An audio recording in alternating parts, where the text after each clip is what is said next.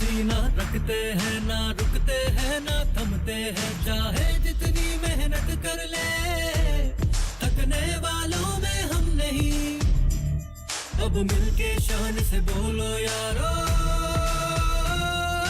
हम किसी से कम नहीं, कम नहीं, हम किसी से कम नहीं, कम नहीं, हम किसी से कम नहीं, कम नहीं। माटी के सच्चे लाल है हम, हर हाल में ही खुशहाल है हम, मौसम कोई ऋतु हो कोई, एक पल भी आंखें नम नहीं। अब मिलके शान से बोलो यारो, हम किसी से कम नहीं, कम नहीं, हम किसी से कम नहीं, कम नहीं। राष्ट्रीय डेयरी विकास बोर्ड की स्थापना कब हुई? 1965। अंतर्राष्ट्रीय सहकारिता वर्ष किस वर्ष को घोषित किया गया है? 2012। त्रिपुरा में कुल कितने जिले हैं? 8। भारत में पवन ऊर्जा का सबसे उत्पादक राज्य कौन सा है? तो दोस्तों, ये साफ हो गया है कि आज हमारी टीम खेतीहर चली गई है डेंजर जोन में।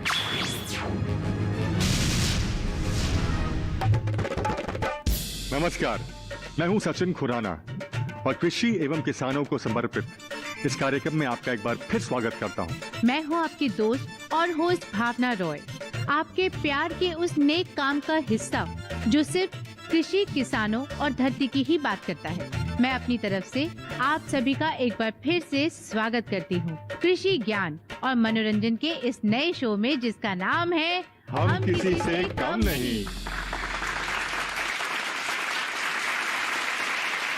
जैसे कि हमारे दर्शक देख सकते हैं, शो की चारों टीमें भूमिपुत्र, हलदर, अन्नदाता और खेतीहर अपना मोर्चा संभाल चुकी हैं और हमारे एक्सपर्ट्स भी अपने अपने स्थान ग्रहण कर चुके हैं। तो आगे बढ़ने से पहले बता देते हैं हर एक टीम के प्रतिभागियों के नाम। टीम भूमिपुत्र में 3 सदस्य हैं क्योंकि उनका एक सदस्य एलिमिनेट हो गया था। उनके पहले सदस्य हैं भागवत बलक, दूसरे सदस्य हैं श्यामराव मोगल, तीसरे सदस्य हैं हेमंत हरिश्चंद्र। टीम हल्दर से भी एक सदस्य एलिमिनेट हो जाने की वजह से अब टीम में सिर्फ 3 सदस्य बचे हैं। पहले कंटेस्टेंट का नाम है गणेश निसाल, दूसरे कंटेस्टेंट है रघुनाथ अवार्ड, तीसरी कंटेस्टेंट है वर्षा उगले। टीम अन्नदाता में है विष्णुपंत भोले, दूसरे कंटेस्टेंट हैं आकाश पाटिल, तीसरे कंटेस्टेंट हैं दीपक होक, चौथी कंटेस्टेंट हैं रूपाली उगले। टीम खेतीहर के पहले कंटेस्टेंट का नाम है मिन्नानाथ डावरे, दूसरे कंटेस्टेंट का नाम है संजय शिंदे, तीसरे कंटेस्टेंट का नाम है आदित्य पेखले और चौथे कंटेस्टेंट का नाम है कविता अवार्ड। एक्सपर्ट पैनल में है श्री भोए कमलेश पांडुरंग जी, नमस्कार। डॉक्टर दीपक शिंदे जी, नमस्कार। और श्री योगेश भागुरे जी, नमस्कार। परिचय के बाद अब आगे बढ़ते हैं और बात करते हैं सबसे पहले कृषि ज्ञान की। अरे रुको रुको रुको रुको रुको सचिन, इतनी जल्दी क्या है? जरा इस शो की परंपरा का तो ध्यान रखो। बिल्कुल ही भुलक्कड़ हो आप तो। भुलक्कड़ और जी, मैं बिल्कुल। वैसे क्या भूल गया मैं? भावना, ज्यादा पहेलियां मत बुझाओ और जल्दी पॉइंट पे आओ। हाँ ठीक है, पहेलियां बिल्कुल नहीं बुझाऊंगी, सिर्फ कविता सुनाओ। देखा, भूल गए थे ना आप? मैं कैसे भूल सकती हूँ? तो अपने सभी कंटेस्टेंट के लिए मैं कविता कहना चाहती हूँ। जो मुस्कुरा रहा है उसे दर्द ने पाला होगा, जो चल रहा है उसके पाँव में जरूर छाला होगा, बिना संघर्ष के चमक नहीं मिलती, जो जल रहा है तिल तिल उसी दिए में उजाला होगा। वाह,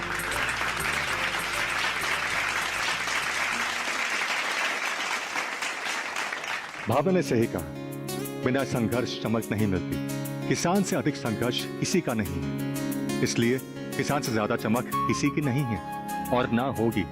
पढ़ लिख कर कोई कुछ भी बन जाए, पर अन्नदाता नहीं बन सकता। अन्नदाता किसान था, किसान है और किसान ही रहेगा। अपने ज्ञानोरंजन शो में अब बात करते हैं कृषि ज्ञान की, और आज के कृषि ज्ञान में बात करेंगे एमएसपी और कृषि मंडी की। एक लंबे समय तक किसान इस बात से जूझता रहा, फसल पैदा होने के बाद उसकी फसल का दाम खरीदार अपनी मर्जी से लगाता है। इसी को ध्यान रखते हुए सरकार ने एमएसपी लागू किया। एमएसपी मतलब मिनिमम सपोर्ट प्राइस।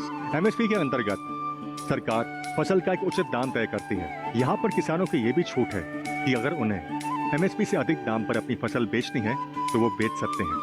इस एमएसपी से किसानों को उनकी फसल का उचित दाम मिलने लगा। इससे किसानों का आत्मविश्वास बढ़ा और किसानों ने खूब तरक्की की। साथ ही केंद्र सरकार ने राज्य स्तर पर मंडी परिषद गठित करके कृषि मंडी यानी कृषि बाजार को बढ़ावा दिया। लगभग हर एक राज्य ने एपीएमसी एक्ट के तहत मंडियों का गठन किया। मोटे तौर पर देखा जाए तो आज की तारीख में देश भर में लगभग 28,000 छोटी बड़ी कृषि मंडियां हैं। राज्य कृषि उत्पादन मंडी परिषद की स्थापना मंडी समितियों की विभिन्न गतिविधियों और कल्याणकारी योजनाओं के आयोजन, नियंत्रण और मार्गदर्शन के लिए राज्य स्तर पर की गई थी। किसानों को उनकी फसलों के उचित समर्थन मूल्य पाने के लिए मंडी परिषद ने एक प्रभावशाली ढंग से बहुत ही महत्वपूर्ण भूमिका निभाई है। परिणाम स्वरूप कृषि उत्पादों की आवक और मंडी समितियों की आय एक समय के साथ बढ़ने लगी। डिजिटल इंडिया के दौर में मंडियों को भी राष्ट्रीय स्तर पर नेशनल एग्रीकल्चर मार्केट पोर्टल के तहत डिजिटल कर दिया गया और ये पोर्टल enam.gov.in। इस पोर्टल पर आज लगभग 175 वस्तुएं व्यापार के लिए उपलब्ध हैं। कृषि ज्ञान के बाद अब शुरू करते हैं हम किसी से कम नहीं के खेल का। और खेल शुरू करने से पहले हम जल्दी आपको बता देते हैं खेल के सारे नियम। यहाँ पर 4 टीम हैं और जिस टीम से जो सवाल पूछा जाएगा तो वो टीम आपस में विचार विमर्श करके कम से कम समय लेते हुए जवाब देगी। सवालों जवाबों के आधार पर एपिसोड के अंत में देखा जाएगा कि किस टीम का स्कोर कम। पिछले एपिसोड में टीम खेतीहर ने सबसे कम स्कोर किया और अगर टीम खेतीहर को अपने एक कंटेस्टेंट की एलिमिनेशन से बचाना है तो उन्हें आज इस एपिसोड में बहुत ही अच्छा खेलना होगा, क्योंकि 2 एपिसोड में जिस टीम का स्कोर सबसे कम होगा उस टीम में से कोई एक प्रतिभागी एलिमिनेट हो जाएगा।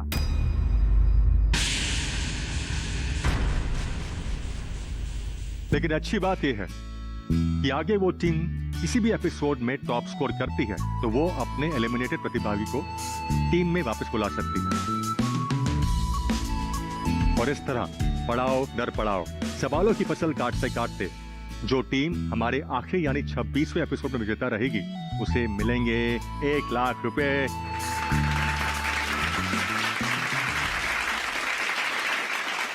तो दोस्तों, विजेता टीम को खोजने के लिए आइए बात करते हैं हम किसी से कम नहीं के राउंड्स की। हर एपिसोड में 4 राउंड्स हैं और इन राउंड्स के नाम इस प्रकार हैं।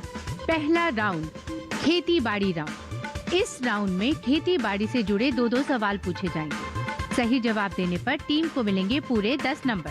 दूसरा राउंड बागवानी राउंड। इस राउंड में 2-2 सवाल पूछे जाएंगे और सही जवाब देने वाले को मिलेंगे पूरे 10 नंबर।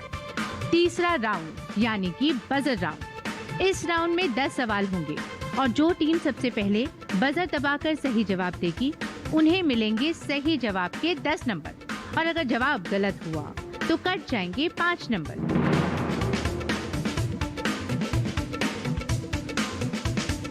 चौथा राउंड रैपिड फायर राउंड। इस राउंड में हर एक टीम से 5-5 सामान्य ज्ञान के सवाल पूछे जाएंगे और इस राउंड में हर सवाल के 2 नंबर मिलेंगे। तो चलिए शुरू करते हैं हम किसी से कम नहीं के एपिसोड का पहला राउंड, जो कि है खेती बाड़ी राउंड। और खेती बाड़ी का पहला सवाल है टीम भूमिपुत्र से। टीम भूमिपुत्र, क्या आप तैयार हैं? तैयार है। इसमें से कौन सी फसल खरीफ की फसल है? विकल्प ए बाजरा, विकल्प बी ज्वार, विकल्प सी उड़द, विकल्प डी मक्का। यानी कि इसमें से कौन सी फसल खरीफ की है? विकल्प ए बाजरा, विकल्प बी ज्वार, विकल्प सी उड़द, विकल्प डी मक्का। सी उड़द। एक्सपर्ट्स, इनका उत्तर है उड़द। क्या उत्तर सही है? जवाब सही है।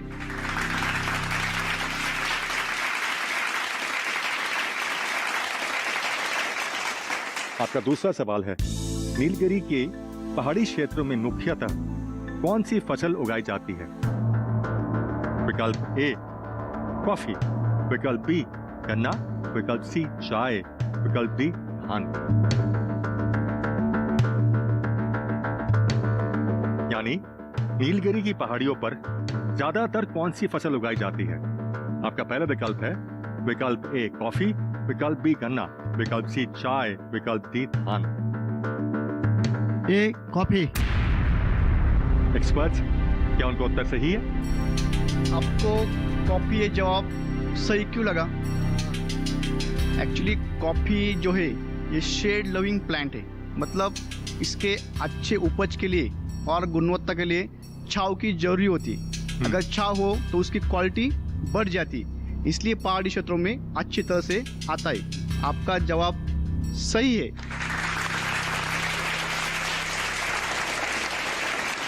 चलिए अब बढ़ते हैं अपनी दूसरी team Haldar team. Haldar team, आपका पहला प्रश्न है, रबी की फसलों के लिए औसतन तापमान कितना होना चाहिए? विकल्प ए 25 डिग्री सेल्सियस से 30 डिग्री सेल्सियस, विकल्प बी 28 डिग्री सेल्सियस से 33 डिग्री सेल्सियस, विकल्प सी 31 डिग्री सेल्सियस से 37 डिग्री सेल्सियस, या फिर विकल्प डी इनमें से कोई भी नहीं। यानी कि रबी की फसलों के लिए एवरेज टेम्परेचर कितना होना चाहिए? विकल्प ए 25 डिग्री सेल्सियस से 30 डिग्री सेल्सियस, विकल्प बी 28 डिग्री सेल्सियस से 33 डिग्री सेल्सियस, विकल्प सी 31 डिग्री सेल्सियस से 37 डिग्री सेल्सियस, या फिर विकल्प डी इनमें से कोई भी नहीं। ए 25 डिग्री सेल्सियस से 30 डिग्री सेल्सियस। विकल्प ए 25 डिग्री सेल्सियस से 30 डिग्री सेल्सियस उनका उत्तर है। क्या ये उत्तर सही है या गलत? हल्दर टीम का आंसर सही है।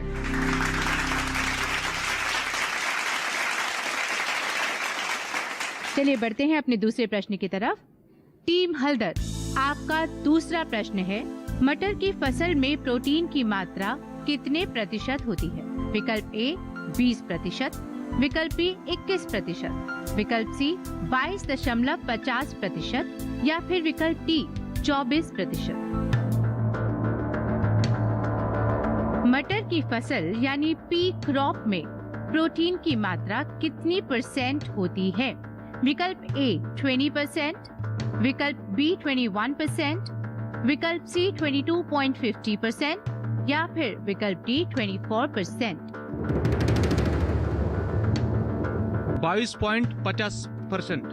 इनका उत्तर है विकल्प सी 22.50%। तो क्या ये उत्तर सही है या गलत? जवाब सही है।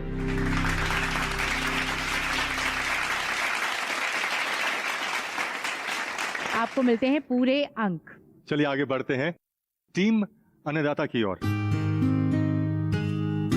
आपका पहला सवाल है, सरसों की फसल में तेल की मात्रा कितने प्रतिशत होती है? आपके 4 विकल्प हैं। विकल्प ए है 24 से 34%, विकल्प बी 33 से 38%, विकल्प सी 40 से 45%, विकल्प डी 46 से 52%। सरसों की फसल यानी मस्टर्ड क्रॉप में तेल की मात्रा कितने प्रतिशत होती है? पहला विकल्प है 24 to 34%, विकल्प बी 33 to 38%, विकल्प सी 40 to 45%, विकल्प डी 46 to 52%। 33 से 38%। एक्सपर्ट्स, इनका आंसर है 33 से 38%। क्या ये उत्तर सही है? टीम अन्नदाता का जवाब सही है।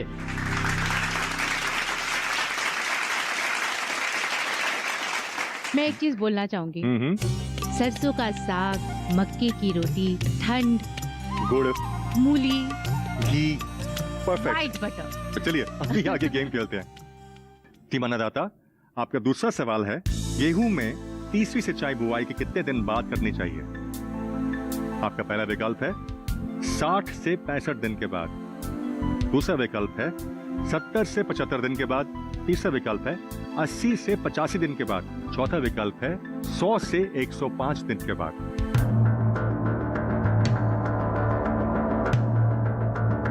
गेहूं यानी वीट लगाने के बाद खेत में तीसरी बार पानी कितने दिन बाद डालना चाहिए? आपके 4 विकल्प हैं। विकल्प ए 60 से 65 दिन के बाद, विकल्प बी 70 से 75 दिन के बाद, विकल्प सी 80 से 85 दिन के बाद, या विकल्प डी 100 से 105 दिन के बाद। 60 से 65 दिन। एक्सपर्ट्स इनका उत्तर है 60 से 65 दिन के बाद का। ये उत्तर सही है।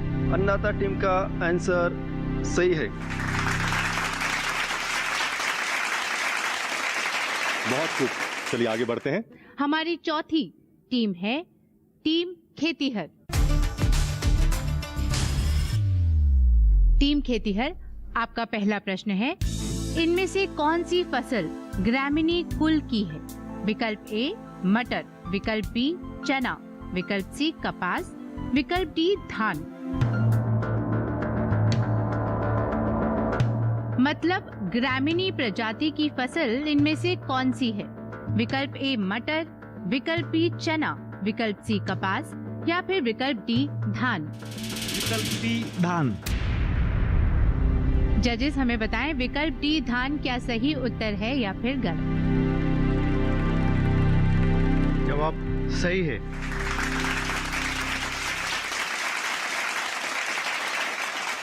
भावना, इनके स्माइल से जैसे ही क्वेश्चन पूछा आपने, एकदम से स्माइल आ गई थी। मतलब इनको पता था इजी आंसर है, तो भैया धान ही होगा। बहुत ही कम्पेटिटिव स्पिरिट देखने को मिल रहा है इस मंच में, which is a very good thing. Team खेतीहर, आपका दूसरा प्रश्न है, निम्न में से समय पर बोए गए गेहूं के लिए कौन सा बीज दर सही है? विकल्प ए 75 किलोग्राम पर हेक्टर, विकल्प बी 100 किलोग्राम पर हेक्टर, विकल्प सी 125 किलोग्राम पर हेक्टर, या फिर विकल्प डी 150 किलोग्राम पर हेक्टर। यानी कि निम्न में से समय पर बोए गए गेहूं के लिए कौन सा बीज रेट सही है? विकल्प ए 75 किलोग्राम पर हेक्टर, विकल्प बी 100 किलोग्राम पर हेक्टर, विकल्प सी 125 किलोग्राम पर हेक्टर, विकल्प डी 150 किलोग्राम पर हेक्टर। विकल्प सी 125 किलोग्राम पर हेक्टर। जजेस, क्या ये उत्तर सही है या फिर गलत? टीम खेतीहर का जवाब सही है।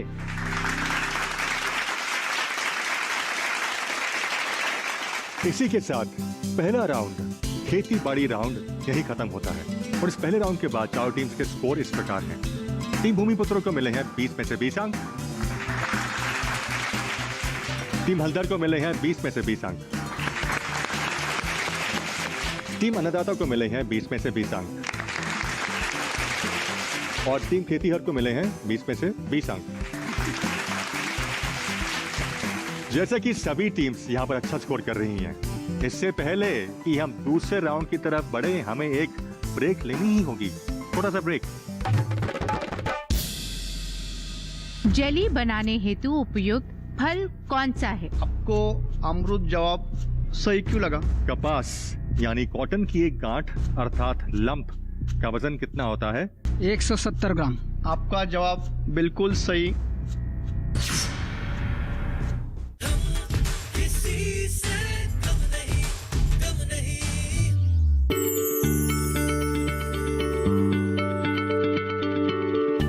क्या आप किसी बीमारी से परेशान हैं? चाहते हैं डॉक्टर की सलाह?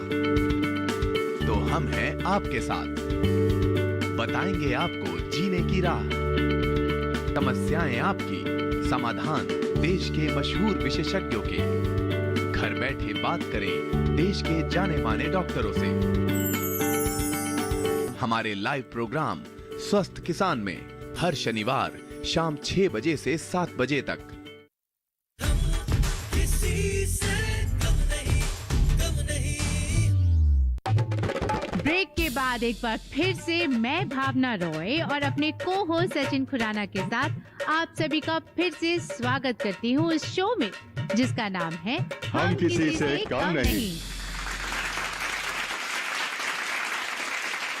जी हाँ, चलिए अब हम रुख करते हैं हम किसी से कम नहीं के दूसरे राउंड की तरफ, जिसका नाम है बागवानी राउंड। जैसे कि हम बता चुके हैं, इस राउंड में हर टीम से 2 सवाल पूछे जाएंगे और हर सवाल के कुल 4 विकल्प दिए जाएंगे। सही विकल्प चुनने पर आपको मिलेंगे 10 नंबर। तो बागवानी राउंड का पहला सवाल टीम भूमिपुत्र से पूछते हैं। टीम भूमिपुत्र, क्या आप तैयार हैं? तैयार है। चवला किस तरह की सब्जी है? विकल्प ए फूल वाली सब्जी, विकल्प बी फली वाली सब्जी, विकल्प सी पत्तियों वाली सब्जी, विकल्प डी इनमें से कोई भी नहीं। यानी कि चवला किस वैरायटी की सब्जी है? विकल्प ए फूल वाली सब्जी, विकल्प बी फली वाली सब्जी, विकल्प सी पत्तियों वाली सब्जी या विकल्प डी इनमें से कोई भी नहीं। बी फली वाली सब्जी। एक्सपर्ट्स, क्या उनका उत्तर सही है? भूमिपुत्र टीम का आंसर सही है। आपका दूसरा सवाल है, इसमें से कौन सी सब्जी खरीफ की फसल है? विकल्प ए लोबिया, विकल्प बी फूल गोभी, विकल्प सी टमाटर, विकल्प डी प्याज। इनमें से कौन सी सब्जी खरीफ की फसल है? विकल्प ए लोबिया, विकल्प बी फूल गोभी, विकल्प सी टमाटर और विकल्प डी प्याज। ए लोबिया। ए लोबिया इनका आंसर है। क्या ये सही है? जवाब सही है। जवाब सही है। आगे बढ़ते हैं अपनी दूसरी टीम यानी कि हल्दर टीम।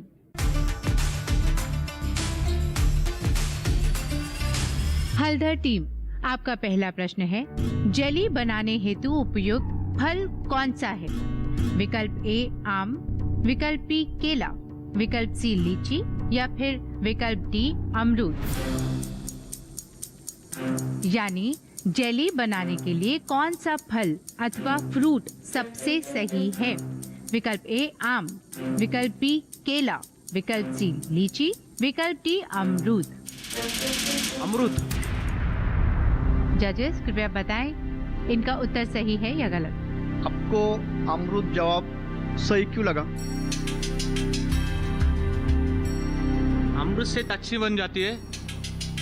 जेली की अच्छी क्वालिटी के लिए क्या इम्पोर्टेंट है? एक्सपर्ट्स, आप बताइए प्लीज। एक्चुअली जेली एक प्रोसेस प्रोडक्ट है जो फलों से बनती है, लेकिन क्वालिटी जो है वो फल में कितना % पेक्टिन है उस पर डिपेंड करती है। और अमरूद में सबसे ज़्यादा पेक्टिन रहता है, इसलिए अमरूद से जो जेली बनती है वो सबसे अच्छी क्वालिटी की होती है। इसलिए आपका जवाब सही है।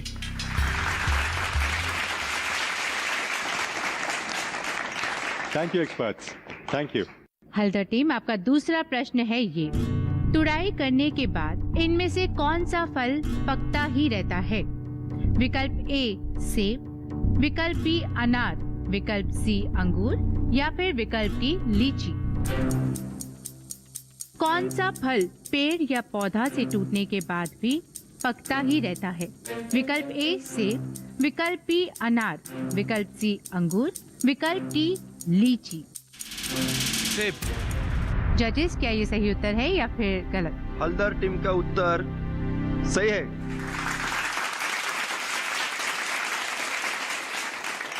हमारी अगली टीम है टीम अन्नदाता।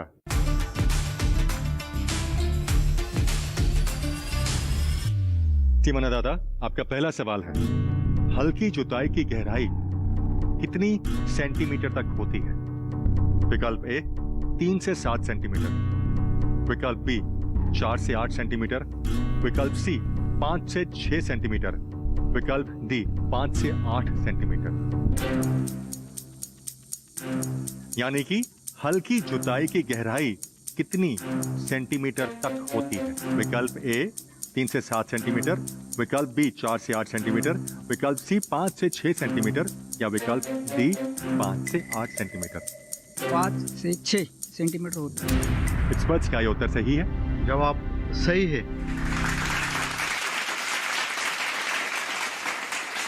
चलिए, इसी बात पे हम आपसे पूछते हैं अगला सवाल। कपास की एक गांठ का वजन कितना होता है? विकल्प ए 165 ग्राम, विकल्प बी 170 ग्राम, विकल्प सी 175 ग्राम, विकल्प डी 180 ग्राम। कपास यानी कॉटन की एक गांठ अर्थात लंप का वजन कितना होता है? विकल्प ए 165 ग्राम, विकल्प बी 170 ग्राम, विकल्प सी 175 ग्राम, विकल्प डी 180 ग्राम। 170 ग्राम। ओके, यानी कि विकल्प बी, क्या ये उत्तर सही है? आपका जवाब बिल्कुल सही नहीं है। सही नहीं है। ओह, एक्सपर्ट्स, इनका सही उत्तर क्या है? विकल्प सी 175 ग्राम।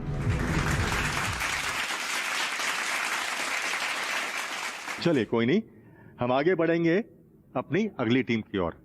हमारी अगली टीम है टीम खेतीहर।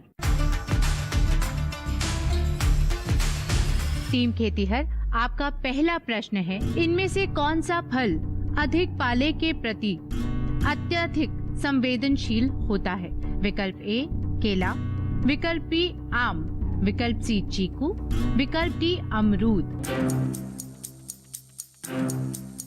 इनमें से कौन सा फल ठंड के प्रति बहुत ज्यादा सेंसिटिव या संवेदनशील होता है? विकल्प ए केला, विकल्प बी आम, विकल्प सी चीकू, विकल्प डी अमरूद। विकल्प ए केला। जजेस, क्या ये सही उत्तर है या फिर गलत? खेतिहर टीम का उत्तर सही है। टीम खेतीहर, आपका दूसरा प्रश्न है, केला के फूल आने का समय कौन सा है? विकल्प ए फरवरी से मार्च, विकल्प बी मार्च से अप्रैल, विकल्प सी अप्रैल से जून, विकल्प डी सितंबर से मार्च। केला के फूल आने का कौन सा महीना होता है?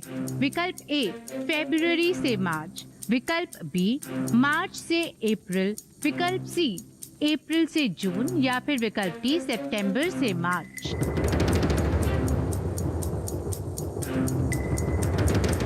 विकल्प डी सितंबर से मार्च। जजेस, क्या ये सही उत्तर है या फिर गलत? उत्तर सही है।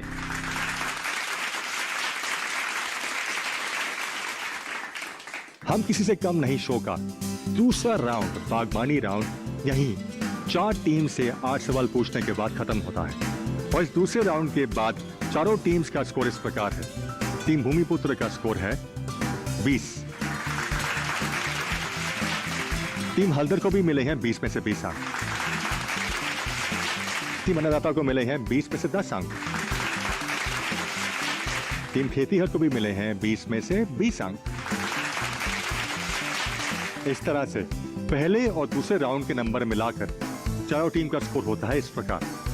टीम भूमिपुत्र को मिलते हैं 40 में से 40 अंक। टीम हल्दर को भी मिलते हैं 40 में से 40 अंक। टीम अन्नदाता को मिलते हैं 40 में से 30 अंक। और टीम खेतीहर को मिलते हैं 40 में से 40 अंक। जैसे कि आप देख रहे हैं, 2 राउंड्स के बाद टीम भूमिपुत्र, हल्दर और टीम खेतीहर के स्कोर 40 हैं और वही टीम अन्नदाता का स्कोर है 30।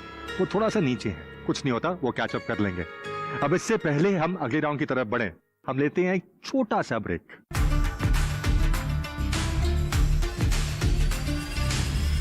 हरी खाद यानी ग्रीन मैन्योर क्रॉप जो होते हैं वो हम किस लिए यूज करते हैं? मिट्टी की पोषणता बढ़ाने के लिए और सॉइल फर्टिलिटी बढ़ाने के लिए।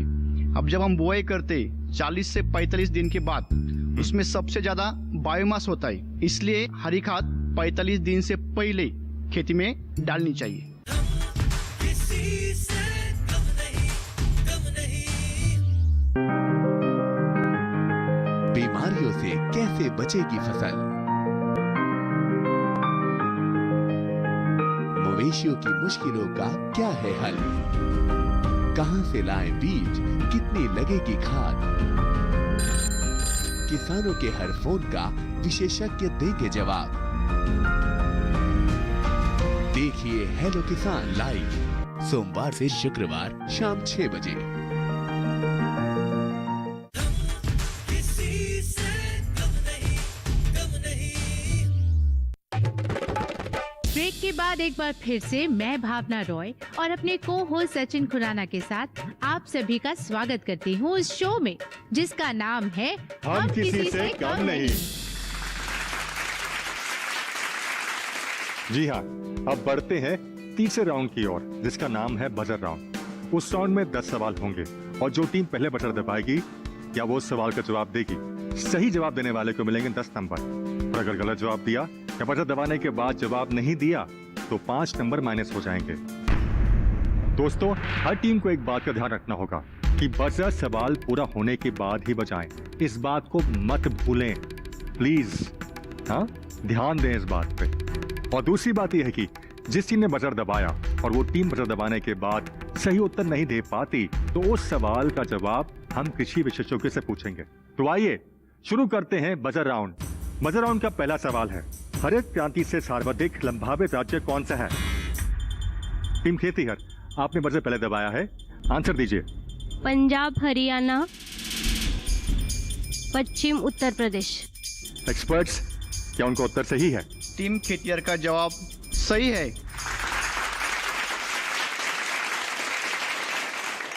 बजर राउंड का दूसरा प्रश्न है, सर्वप्रथम कपास का संकर बीज तैयार करने वाला देश कौन सा है?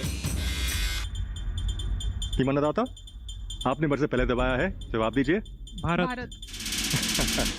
इनका जवाब भारत है, क्या ये सही है? जवाब सही है।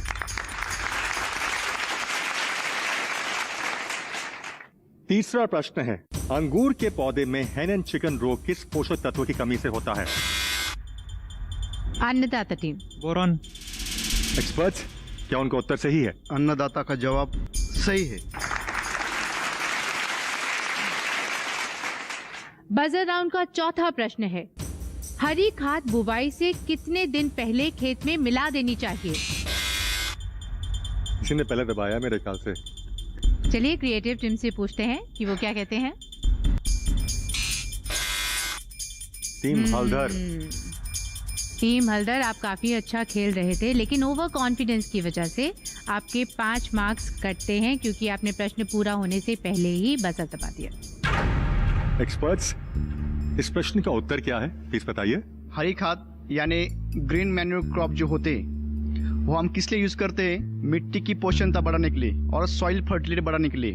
अब जब हम बुआई करते 40 से 45 दिन के बाद उसमें सबसे ज्यादा बायोमास होता है, इसलिए हरी खाद 45 दिन से पहले खेती में डालनी चाहिए। तो 45 दिन के पहले ये जवाब सही है। हमारा अगला प्रश्न है प्रश्न 5, किन किन फर्टिलाइजर्स को एक साथ मिलकर प्रयोग नहीं करना चाहिए? इतना कुछ बोलने के बावजूद लोग ओवरलैप कर रहे हैं, बजर पहले दबा रहे हैं, अपना स्कोर आप -2 कर रहे हैं। टीम खेतीहर, आपके 5 नंबर माइनस होते हैं। एक्सपर्ट्स, इसका उत्तर क्या है प्लीज? इसका उत्तर है बेसिक स्लैग और ammonium sulphate. Thank you expert. Buzzer round का छठा प्रश्न है, फार्म खाद में कार्बन व नाइट्रोजन का अनुपात क्या होता है? भूमिपुत्र या हल्दर टीम, हम दोनों पूछ लेते हैं क्रिएटिव टीम से कि दोनों में से कौन सी टीम थी। ठीक है, तो पहला बजर दबाया है भूमिपुत्र टीम। भूमिपुत्र टीम अपना जवाब दे। 100:1। जजेस, क्या ये उत्तर सही है? टीम भूमिपुत्र का जवाब सही है।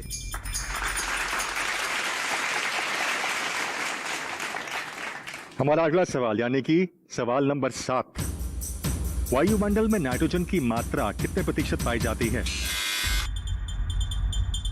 मतदाता, आपने बजर पहले दबाया है, तो जवाब दीजिए। 78.4। 78.4%, क्या ये उत्तर सही है एक्सपर्ट? टीम अन्नदाता का जवाब बिल्कुल सही है। बढ़ते हैं बजर राउंड के 8वें प्रश्न की तरफ। अनाजों में कौन से अमीनो अम्ल की कमी पाई जाती है? खेतीहर टीम ने सबसे पहले बजर दबाया है।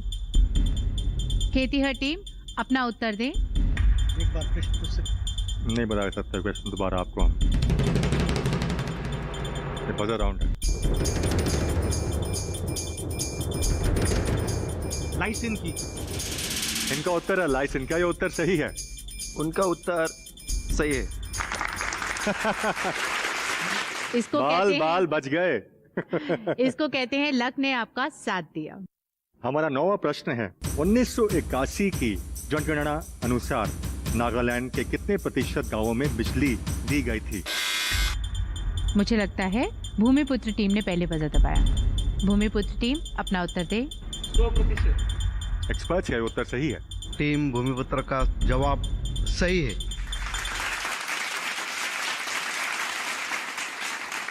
बजर राउंड का 10वां प्रश्न। अधिकांश खेती योग्य फसलों का आदर्श तापमान कितने डिग्री सेल्सियस है? हल्दर टीम अपना जवाब दे। 30 degree Celsius to 50 degree Celsius. जजेस, क्या ये उत्तर सही है? टीम हल्दर का जवाब बिल्कुल सही नहीं है। ओह, मुझे बता दो 50 डिग्री सेल्सियस में कौन सा क्रॉप आता है? इसलिए आपका जवाब गलत है। अधिकांश क्रॉप जो होते हैं वो 25 से लेकर 35 डिग्री सेल्सियस में आ जाते हैं। 50 डिग्री सेल्सियस में कौन सा भी क्रॉप आता नहीं है, इसलिए आपका जवाब गलत है। Thank you expert. हम किसी से कम नहीं शो का बजर राउंड नहीं खत्म होता है। टीम के जवाबों के हिसाब से जो भी नंबर हर टीम को मिले हैं वो इस प्रकार हैं। टीम भूमिपुत्र को मिले हैं 20 नंबर, टीम हल्दर को मिले हैं -10 नंबर, टीम अन्नदाता को मिले हैं 30 नंबर, टीम खेतीहर को मिले हैं 20 - 5 यानी कि 15 नंबर। इस तरह से पहले, दूसरे और तीसरे राउंड के नंबर मिला के चारों टीम्स का स्कोर होता है इस प्रकार। टीम भूमिपुत्र का टोटल स्कोर है 60, टीम हल्दर का टोटल स्कोर है 30, टीम अन्नदाता का टोटल स्कोर है 60, टीम खेतीहर का टोटल स्कोर है 55। जैसा कि आप देख रहे हैं कि 3 राउंड्स के बाद टीम भूमिपुत्र और टीम अन्नदाता यहां पर बराबरी के साथ टॉप स्कोर कर रही हैं और टीम हल्दर सबसे कम स्कोर कर रही है।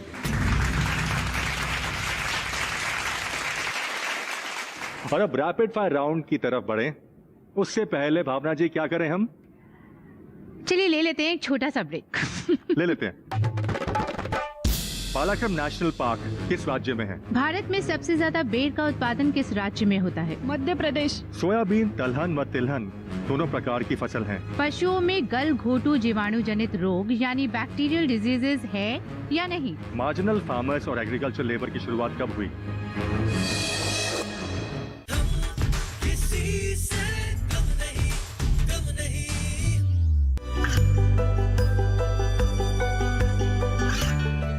गांवों और पिछड़े क्षेत्रों में सरकारी योजनाओं की जानकारी पहुंचा। देश में कौशल और क्षमता विकास कर ग्रामीणों को सामाजिक बदलाव और विकास से जोड़ने की दूरदर्शन किसान की पहल चौपाल चर्चा देखें सोमवार से शुक्रवार सुबह 9 बजे।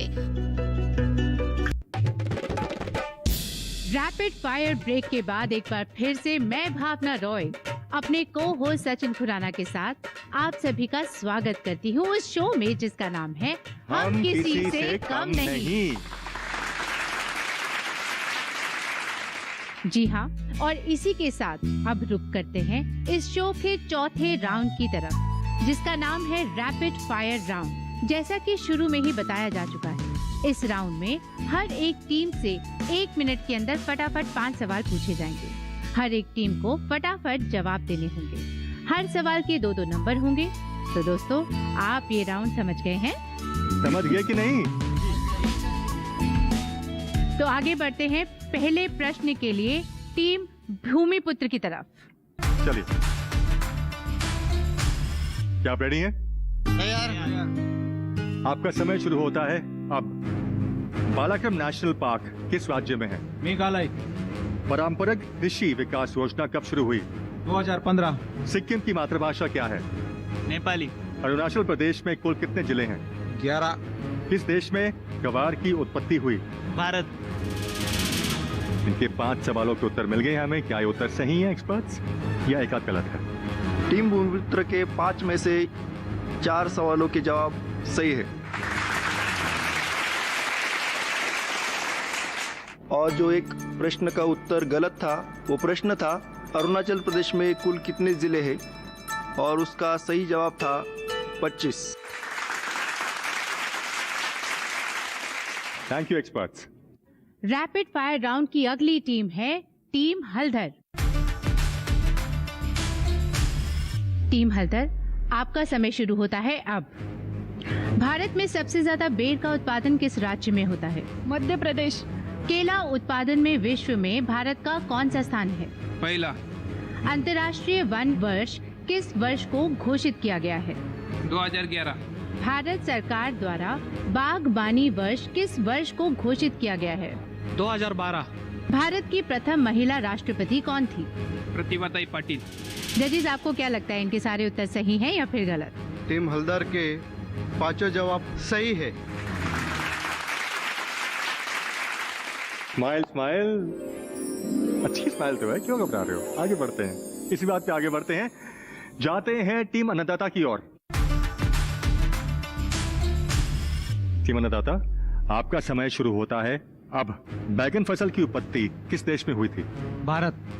सोयाबीन, दलहन व तिलहन दोनों प्रकार की फसल हैं, सही या गलत? सही। मार्जिनल फार्मर्स और एग्रीकल्चर लेबर की शुरुआत कब हुई? 1970। नेशनल रूरल एम्प्लॉयमेंट प्रोग्राम की शुरुआत कब हुई? 1980। नेशनल एग्रीकल्चर रिसर्च प्रोजेक्ट की शुरुआत कब हुई? 1980। एक्सपर्ट्स, क्या ये उत्तर सही है या एक आध गलत टाइप है? टीम अन्नदाता के पांचों जवाब सही है।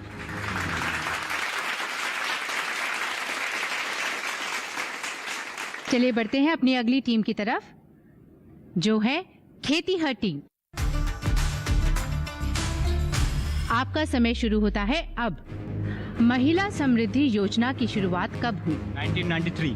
CAD की फुल फॉर्म क्या है? Command Area Development Programme. पशुओं में ब्रोंकाइटिस विषाणु जनित रोग यानी वायरल डिजीजेस है या नहीं? हाँ है। पशुओं में गलघोटू जीवाणु जनित रोग यानी बैक्टीरियल डिजीजेस है या नहीं? है। हाँ। मेघालय के वर्तमान कृषि मंत्री कौन है? बेंटॉइड लैंडो। जजेस, क्या इनके सभी सवालों के जवाब सही हैं या फिर कुछ गलत भी हैं? खेतिहर टीम के पांचों सवालों के जवाब सही है।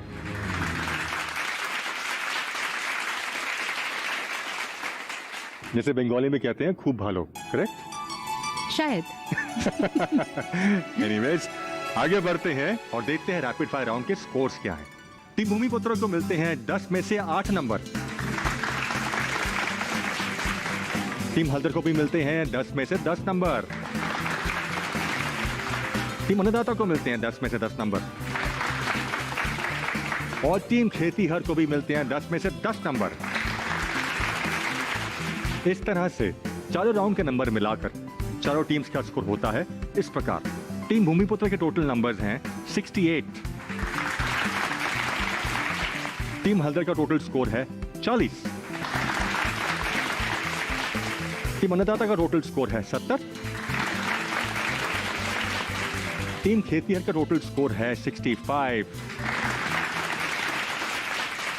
जैसा कि आप सभी को पता है कि पिछले और आज के एपिसोड के आधार पर देखा जाएगा कि किस टीम का स्कोर दोनों एपिसोड के स्कोर मिलाकर सबसे कम है, और जिस टीम का स्कोर सबसे कम होगा उस टीम का एक सदस्य आज के एपिसोड में हो जाएगा एलिमिनेट। टीम अन्नदाता का दोनों एपिसोड का स्कोर इस प्रकार है। पिछले एपिसोड में टीम अन्नदाता का स्कोर था 71 और इस एपिसोड में टीम अन्नदाता का स्कोर है 70। टीम अन्नदाता का दोनों एपिसोड का कुल स्कोर है 141 और इस तरह टीम अन्नदाता है पहले नंबर पर। पिछले एपिसोड में टीम हल्दर का स्कोर था 90 और इस एपिसोड में टीम हल्दर का स्कोर है 40। टीम हल्दर का दोनों एपिसोड का कुल स्कोर है 130 और इस तरह हल्दर टीम है दूसरे नंबर पर। पिछले एपिसोड में टीम भूमिपुत्र का स्कोर था 60 और इस एपिसोड में टीम भूमिपुत्र का स्कोर है 68। टीम भूमिपुत्र का दोनों एपिसोड का कुल स्कोर है 128 और इसी तरह टीम भूमिपुत्र है तीसरे नंबर पर। पिछले एपिसोड में टीम खेतीहर का स्कोर था 48 और इस एपिसोड में टीम खेतीहर का स्कोर है 65। टीम खेतीहर का दोनों एपिसोड का कुल स्कोर है 113 और इस तरह टीम खेतीहर है चौथे नंबर पर। टीम खेतीहर चौथे नंबर पर है, इसलिए आज टीम खेतीहर के किसी एक प्रतिभागी को शो से बाहर जाना होगा। आप सब आपस में मशवरा करके हमें बताएं कि आपका कौन सा प्रतिभागी इस टीम से आज बाहर जाएगा।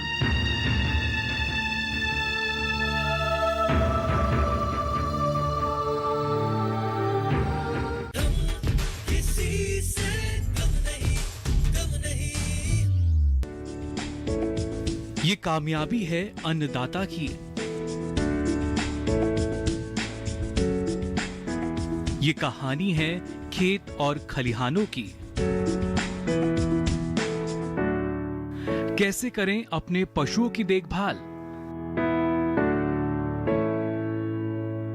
जानिए गांव-गांव के किसानों का हाल। देखिए गांव किसान, सोमवार से शुक्रवार दोपहर 12 बजे सिर्फ डीडी किसान पर। आप सब आपस में मशवरा करके हमें बताएं कि आपका कौन सा प्रतिभागी इस टीम से आज बाहर जाएगा।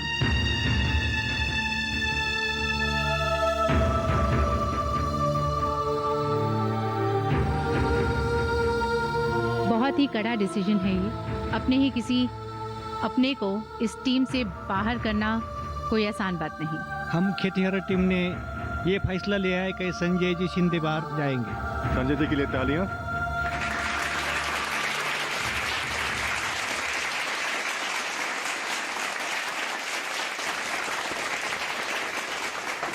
जैसा कि आप देख रहे हैं कि टीम खेतीहर ने फैसला लिया, उनकी टीम में से संजय शिंदे आज एलिमिनेट होंगे। संजय जी, आप बहुत अच्छा खेल रहे थे और हमें पूरी उम्मीद है कि आपकी टीम जल्द ही टॉप स्कोर करके आपको वापस बुलाएगी। इनको अलविदा करने से पहले संजय जी का एक वीडियो हम दर्शकों को दिखाना चाहेंगे। ये वीडियो हमारी टीम ने इनके गांव में शूट किया। आइए देखते हैं ये वीडियो। संजय जी, यहाँ पे आ जाइए। ये है संजय शिंदे, ये किसान हैं। इनके गांव का नाम सोनारी है। पहले तो ये परंपरागत खेती किया करते थे, इससे किसी तरह इनका गुजर बसर हो जाता था। अपने भविष्य के लिए ये कुछ भी बचत नहीं कर पाते थे। इनकी स्थिति दिन प्रतिदिन बिगड़ती ही जा रही थी। इनकी जिंदगी में एक समय ऐसा भी आया था कि उन्हें अपना खेत बेचने के अलावा उनके पास कोई चारा ही नहीं था। इन्होंने उस मुश्किल समय में अपने खेत का एक प्लॉट गिरवी भी रख दिया। तब इन्हें लगा कि ये इनकी समस्या का अस्थायी हल नहीं है। इस बात की चर्चा इन्होंने अपने परिवार और रिश्तेदारों से की। इनके रिश्तेदारों ने संजय जी को सलाह दी कि संजय जी को कृषि केंद्र जाना चाहिए और कृषि की नई तकनीक और ज्ञान को सीखना चाहिए। अपने रिश्तेदारों की बात मानते हुए ये कृषि केंद्र गए। वहां जाकर इन्हें खेती के बारे में नई नई तकनीक और नई बातों का ज्ञान हुआ। वहां से ट्रेनिंग ली, खेती की नई तकनीकों का ज्ञान भी हासिल किया। किसानों के लिए सरकार द्वारा बनाए गए योजनाओं के बारे में भी पता चला।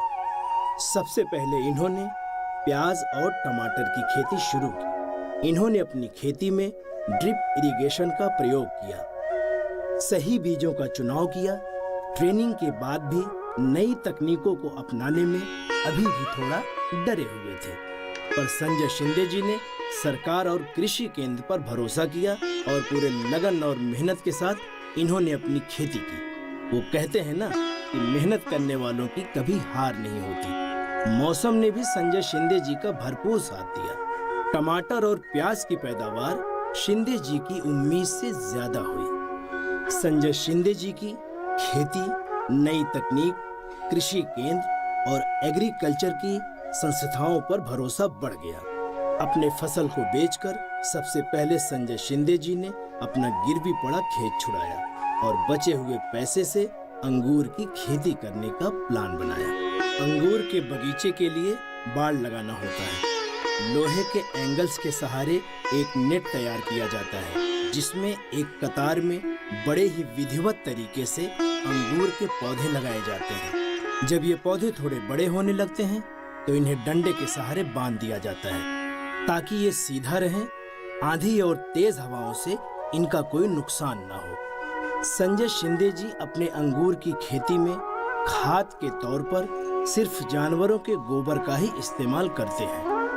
कोई भी केमिकल फर्टिलाइजर का उपयोग नहीं करते हैं। संजय शिंदे जी ने अपने कृषि का ज्ञान हमसे शेयर करते हुए बताया कि अंगूर के पौधों की साल में 2 बार कटिंग करनी पड़ती है। ये कटिंग द्वारा ही तय होता है कि उसमें फल कब लगेंगे। बिना केमिकल यूज किए अंगूर के फसल को पेस्ट से कैसे बचाते हैं, ये भी संजय शिंदे जी ने हमें बताया। ये गिलास की शेप की तरह का प्लास्टिक का एक यंत्र अपने अंगूर के खेतों में बांध देते हैं। उसमें भूरे रंग का चौकोर एक केक होता है, जिसकी खुशबू से कीड़े उस यंत्र में प्रवेश कर जाते हैं और उसी में फंस जाते हैं। फिर जब अंगूर के गुच्छे बड़े हो जाते हैं तो शिंदे जी अंगूर के गुच्छे को पेपर से ढक देते हैं। फिर ये ट्रैक्टर में लगे विशेष यंत्र से जीवा अमृत जैविक विधि द्वारा तैयार किया हुआ एक विशेष घोल का छिड़काव करते हैं।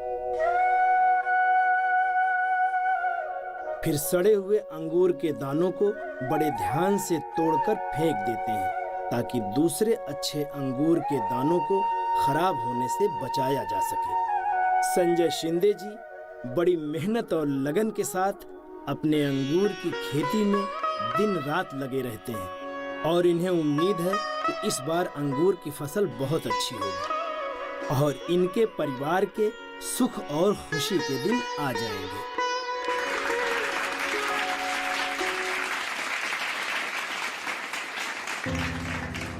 ये वीडियो बहुत ही अच्छा और प्रेरणादायक है। संजय शिंदे के लिए मैं आज सिर्फ इतना ही कहना चाहूंगी। हदें शहर से निकली तो गांव गांव चली, कुछ यादें मेरे संग पांव पांव चली। सफर जो धूप का हुआ तो तजुर्बा हुआ, वो जिंदगी ही क्या जो छांव छांव चली।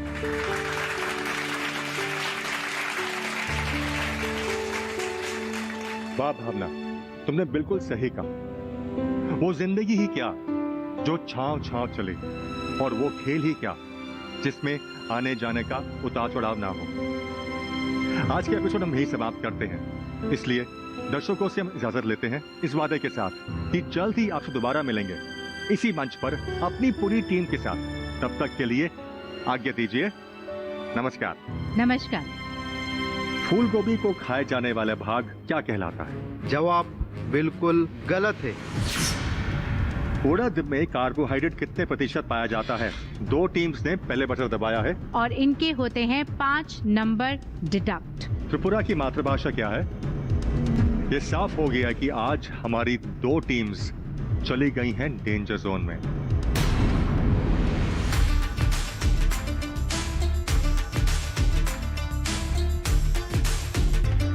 जब धूप में बदन जलाते हैं तब ये अनाज उग पाते हैं। दुनिया की थाल सजाने में मिट भी जाए तो हम नहीं। अब मिलके शान से बोलो यार।